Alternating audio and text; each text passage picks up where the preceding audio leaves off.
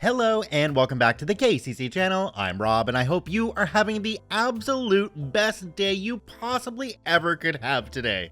Today we're jumping into some I Don't Work Here Lady. But before we start, if you're new here, make sure to hit that subscribe button. It's completely free, you can always change your mind later. But if you stick around, I hope to entertain you for 15 to 20 minutes at a time every single day. Alright, our first story today comes to us from QWERTY7873. I used to work at a fast food place in a shopping complex. This was the worst story I have. Let's jump right in. I worked at a charcoal chicken joint in a small shopping center with about 10 stores in it. The shopping center had a public bathroom on the other side. This is obviously run by center management and the cleaners they hire, and not by our chicken shop, which is on the other side of the complex and does not have a bathroom. A lady comes in with her baby and is absolutely livid. I'm talking red with rage. It was just me working there because my coworker and manager called in sick for the day, so I was trying to think back to any mistakes I may have made and came up empty.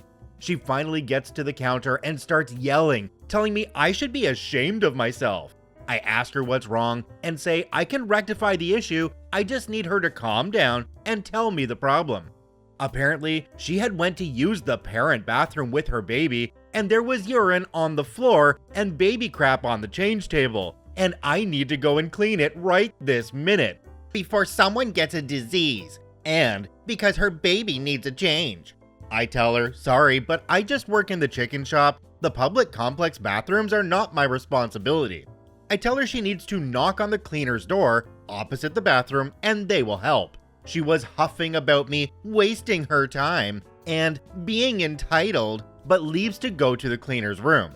At this point, I think it's all over, but no. About 3 minutes later, she comes back even more livid than before and yells, "The cleaner isn't answering, you need to do it now." I tell her I'm sorry, but I do not know where the cleaner is. I do not work under the same management, and again, the bathroom is not my responsibility. She keeps unintelligibly screaming crap, so I left to get our record book out back and look at the emergency contacts to find the center manager. I apologized to the lady to try and get her to calm down and offer to call the center manager to see what can be done. I go out back to make the call and the manager picks up and I explain to her I've got a lady screaming at me about a dirty bathroom and I'm working my shift alone and don't know what to do other than to call. She tells me she will call her cleaner and see what's up. She rings back to tell me the other cleaner didn't show up for his shift and the second cleaner is on break. I hang up and tell the lady that the cleaner will be back within 30 minutes, or she can go to the McDonald's across the street who also has a change table. This was not good enough for her. She reaches behind the counter for a bottle of cleaning spray and literally walks behind the counter to look out the back where she sees a mop. I'm standing there dumbfounded, processing the fact that she just walked behind the counter, and she thrusts the mop bucket and spray at me and tells me if the cleaner's not here, it's my responsibility to go and mop it up. I tell her to get out of the kitchen immediately or I'll call the police, and she stands there not moving, telling me not until I clean it up. At this point, I'm like, WTF? And tell her, if your baby can't wait half an hour or the car ride home, go to the McDonald's. I am not cleaning it. My job is to cook fries and chicken and not to clean amenities of an establishment I do not work for. She yells no, and so I threaten the police again. She stands there as if to call my bluff, but I reach for the phone and start dialing. She walks out the door yelling, and I think it's finally done now, thank goodness. 10 minutes later, she shows up with the cops, saying I threatened her and her baby. I just gave the cops my statement and the video footage, complete with audio, and they threatened instead to arrest her for trespassing. She left slamming the door, got in her car, and drove off. That was probably the most insane shift I've worked. Keep in mind, whilst we were not busy at the time, there were customers trying to order and food being cooked the whole time. Down in the comment section for this one, there's a user called RedoRaptor who said, should have asked that she be prosecuted for both trespassing and falsifying a police report, accusing you of a crime. She was trying to have you arrested, and a turnabout would have been karma. Another commenter named Zebediah responded to this comment and said, "No, turnabout would have been justice. She was literally hoping someone would be incarcerated, and that needs to be answered for, publicly if possible." I can see exactly what would happen in that case. If it made it to court, mom would walk in there with the tears flowing down her face that I was just trying to take care of my baby. I don't know, I just don't see this one turning out the way that the commenters wanted to. I think the best situation here was that she was removed from the premises and maybe a trespass order, but that's about it. This next story comes to us from Vessecora. I'm not holding your mother's ashes hostage. Let's jump right in. I work at a crematorium. Now, this crematorium has memorial gardens. My job is sell the sites, administration, and customer service. I like to think I'm pretty good at it. The figures definitely show an upward trend since I started 4 months ago. But this crematorium also has a cemetery out front. The division is the car park, where there are council signs giving the name of the cemetery. People constantly call or walk in asking about sites or maintenance or help finding grandma in the cemetery. All I can do is explain that the council controls the cemetery side, maintenance, burials, memorials, and records, and give them their office number to call. If they're nice and the inquiry is quick, I'll do it for them, usually for the nice old ducks looking to visit an old friend they haven't been to visit in years. But it's definitely difficult to gauge whether they're talking about the memorial gardens or the cemetery, especially over the phone, since trying to figure out where to start asking questions is hard for me being autistic. I can only desperately hope I don't seem rude. There is one particular middle-aged woman who doesn't seem to get it, despite multiple explanations. This lady wants to put her mother's ashes with her father's, but since I don't work for the cemetery, I can't help her. I've directed her to the council a few times, but last week she came back in to ask why we hadn't put her mother's ashes into the wall niche yet. Again, I tried to explain, but she just started going off. About my tone, about my lack of professionalism, about how disrespectful I'm being. Lady sneering and interrupting my trying to be helpful explanation. How old are you? Sorry? I asked, how old are you? 28? You're too young for this job. I bet you haven't even lost anyone in your life. No wonder you're so darn disrespectful. Me getting angry and loud since it's so fresh. Well, actually, I lost my father 6 months ago. His memorial happens to be here in the gardens that I work in, not the cemetery. I don't work for the cemetery. Where's your manager? If you people don't do your jobs, I'm gonna call the police. You just better do your effing job, or I'll take legal action. It's been weeks. You don't know how to treat people. It's disgusting how you're holding my mother's ashes hostage. Look, I completely understand that. It's horrible that you haven't been able to lay her ashes to rest and say goodbye, but I really can't help you. And my manager is off-site at the moment, but I'll give you his number. I must say your tone has been completely disrespectful. You sound like you don't give a darn. I wrote my managing director's number on a business card. Oh, I'm sorry. I have autism, so that's probably why. I truly don't mean to sound, the lady interrupted. So you're too R-word to do your job? She snatched the paper out of my shaking hand before storming out the door. My anxiety levels were absolutely through the roof. We've received emails and calls of complaint from 3 different family members so far. I'm guessing she's telling them all to contact us specifically. Jumping down to the comment section on this one, there's one from a user called StumbleCat. It says, never tell confrontational people you're neurodivergent. It's just fuel on the tire fire that is their lack of a personality. OP responded to this and said, yeah, I know. I shouldn't give them more ammo. Getting defensive is a known flaw of mine. It sounds to me like OP actually handled the situation pretty well. I only agree with the commenter from the point of view that you should never give personal information about yourself, your life, your family, or anything to people who are coming into a place that you work at. I mean, literally, anything they can use against you, you shouldn't bring out, and they don't need to know about it. I do want to reiterate though that OP did a great job in this situation. They have nothing to worry about, and I'm sure their manager will handle it going forward. Our next story today comes to us from rainystateguy. I don't work there, but someone noticed I gave another shopper a hand. Let's jump right in. A couple of days ago, I was looking for bargains at our local grocery outlet. a US chain which specializes in procuring overstock items, factory seconds, and closeout items from name brand and private label suppliers. I love shopping there, as one never knows what might be available on any given day, and the prices are usually much lower than what the items originally sold for. My concentration was broken though when I heard a thud and the sound of falling merchandise at the end of the aisle I was shopping in.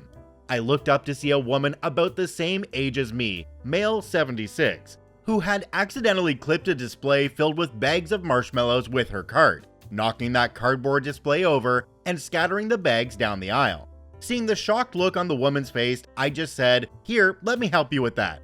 I stood the display back up and she and I corralled all the escape bags of puffy goodness and stacked them back up like they had been. It only took us a couple of minutes. When we were done, we exchanged "have a good day," smiled at each other, and went on our respective ways. I didn't think any more of it. I finished shopping and found myself standing at the back of one of the long, busy checkout lines behind several other shoppers with full carts. Suddenly, a clerk appeared at my elbow and indicated that I should bring my cart and follow her over to one of the closed registers, where she motioned me to unload my cart. Cool, I thought, they're opening up another register. So I went to grab the "this lane is closed" sign to hand it to her, but she said, "Nope, just leave that there." It was then that the light bulb came on in my brain. They were temporarily opening up a register just for me.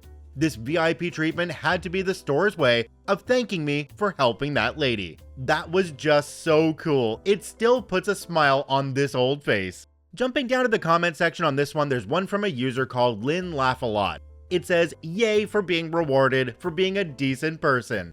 I know that's not why you did it, but seeing all the times that companies reward bad behavior, it's nice to see a company look after a good customer. OP in this case just seems to be a really good person. Somebody at that store recognized that, which is awesome because normally in a grocery store setting, you have a whole bunch of people who really just won't care that you're doing something to help. They're just looking at you going, "Oh, thanks, you're picking it up. That means I don't have to do it. Bonus." OP, continue to be a good person. The world definitely needs more people like you. Our next story today comes to us from Masked Majora 217. Confused for an art store employee. Let's jump right in. So I don't know if this belongs here or not, but was reminded of this recently. I've worked at a gas station for 3.5 years and just transferred to Kohl's, but this story takes place at an art shop I used to frequent. It was a small art shop, family owned and ran, and my friends and I would go there a lot because it was the closest place to us and had more variety than Michael's or Joann's.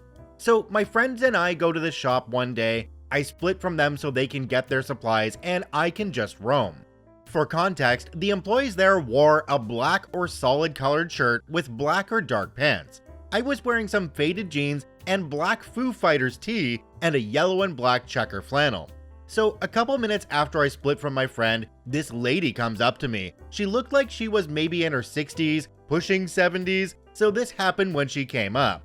"Excuse me, do you know where the India inks would be?" "Oh, sorry, I don't." How do you guys not know your own store? It's so small, it shouldn't be that hard to know where everything is. I swear, every time I come here, it's the same thing. Over and over, and she started looking like she was going to melt down, so I cut back in.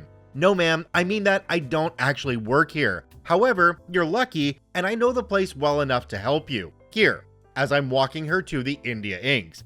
"Oh, thank you so much. I'm so sorry, I'm just a bit frazzled. There hasn't been anyone to help me here or the other stores today, and I just got out of the hospital, and my daughter needs this stuff for a college class, and I totally understand. I'm not mad or anything. I'm sorry, a lot has been happening to you right now. Here." I talked to her about inks, explained the different ones. She asks if I can help with a couple other things. Fast forward 5 minutes, and my friend is dashing up and down trying to look for me. They finally see me, and before they can yell for me, they see that I'm talking to this stranger. "Hey, could you help me real quick?" "Oh, he doesn't work here, but he's such a nice man." "I know he doesn't work here. I came with him here." "Oh, is this your girlfriend? I'm so sorry." Side note, my friend and I have always been confused for a couple since the day we became friends, but hadn't been confused in a while, so it threw us both off guard. This was also before they ended up with their current boyfriend. You can skedaddle if you need to. Thank you so much again for helping me. I wish I could review you, but you don't work here, so I guess I can't. And yeah, like I said, don't know if this belongs here or not, but it's one example of the many times I've been confused for working at a place that I don't. Jumping down to the comment section on this one, there's one from a user called She Who Loves to Draw. It says, and because she apologized and actually let you speak, a good deed was able to be had. I'm glad she apologized for her mistake and that you were able to give her a hand after having a bad day. OP responded to this comment and said, I try to be as nice to people as I can be, even if they're complete buttholes towards me. But after hearing a bit of her struggle, I felt bad and knew that she most likely wasn't always like this and was just in a different state of mind. OP, great job reading the person and helping them out in this situation when they've had a really bad day. I think you were the light at the end of the tunnel. They're gonna remember this for a very long time and probably tell a lot of people about it as well. So I hope you sit back and feel good about yourself for making somebody's life a little bit easier. Our last story today is a quick one from a user called Wellknownbee. Come on, kids are waiting. Make me my pizza. Let's jump right in. So basically, a few years back, I used to work in a bowling place that was pretty well known in the city for being really vintage and stylish, and especially for the restaurant. This little restaurant had a different name as it isn't the branding of the place, they just accepted to work in the establishment. They were only located here and nowhere else, so people loved to come over to get their pizza. That was honestly really delicious. So this happened around 7 p.m. I was really just waiting for my shift to end. I had nothing left to do and the place was just empty. This couple, around the age of 40, come to me. I obviously had the shirt with the bowling place's name.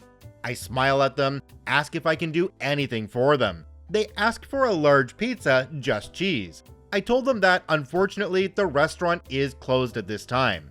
They look at me confused, and the man says, well, aren't you just there wasting your time?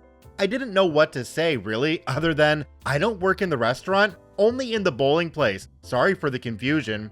I was starting to cringe a little over the look they gave me. The man said again, listen, we have a dinner to bring back. They want your pizza. Please make one.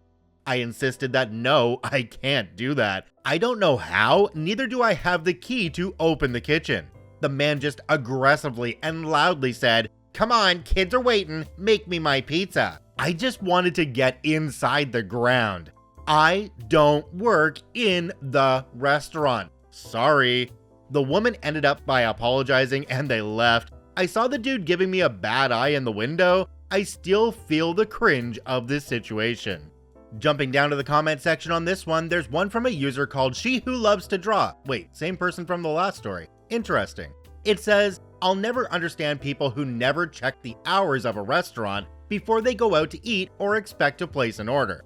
OP responded to this comment and said, honestly, I felt so cringe that even though the restaurant was closed, I would have done the pizza for them if I knew how to make these. Sadly, I was just there to wipe the floor. Ah yes, the kind of people that walked up to the locked door of the restaurant and try to yank it open with all their might because, well, the door can't be locked, it's just hard to open. They're still gonna make me my food. At least the lady of the couple had a bit of sense in her and was able to walk away and get him to go with her. OP, I think you handled the situation quite well. Check out all 5 OPs linked in the description down below. I thank you for watching. I hope you have the best of bestest days, and we'll see you in the next one.